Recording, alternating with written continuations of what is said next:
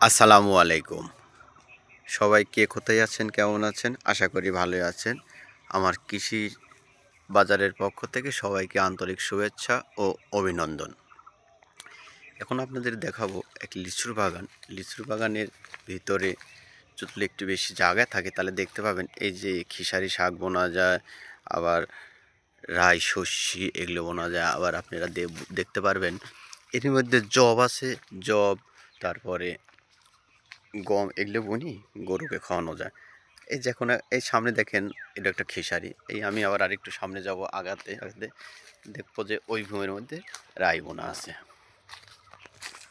যেটা আমাদের গ্রামের ভাষায় রাই বলে, আবার অনেক জায়গায় মাল বলে। এই যে অনেকেই বলে এটা মাল, রায় শস্যে অনেক জায়গায় মাল বলে। দেখেন কত সুন্দর আবাদ হয়েছে লিচুর বাগানেও। আবার লিচুর বাগানটা চাষ দেওয়ার কারণ, লিচুর বাগান চাষ দিলে এই শিকড়গুলা নতুন নতুন শিকড় গোছায়। আবার কিন্তু এই লিচুর বাগানে আপনার কিছুদিন পর থেকেই যাবার দেওয়া হবে যখন লিচুর গাছে মুকুল আসবে। যেমন আরেকটা জিনিস দেখাই আপনাদেরকে, দেখতে পাবেন আস্তে আস্তে এই যে লিচুর মুকুল আসছে।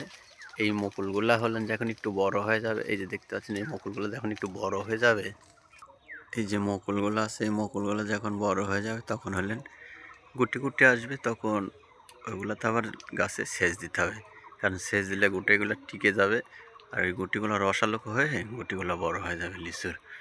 এরকম করতে হতে তাও মোটামুটি 3 থেকে 4টা সেচ দিলে লিচুগুলো ভালো হবে। লিচুগুলো আবার যখন লালটে ভাব আসবে তখন তো অবশ্যই সেচ দিতে হবে। তখন সেচ দিলে লিচুটা রসালো হবে, স্বাদ হবে, খুব সুন্দর লাগবে, টেস্টি ফুল হবে লিচুগুলো। আর একটা জিনিস দেখাই আপনাদেরকে, এই যে এই লিচুর গাছটার গোড়ে দেখেন মাটি দিয়ে রাখছে, যাতে বর্ষা আসলে লিচুর গাছের গোড়ে যাতে মাটিগুলা থাকে, সতেজ থাকে, যাতে পানি উঠে নষ্ট না হয়ে যায় গাছগুলো। তো অনেক গাছ আছে পানি উঠলে গাছগুলো মরে যায়, এই জন্য এই লিচুর গাছগুলো মাটি দেওয়া আছে।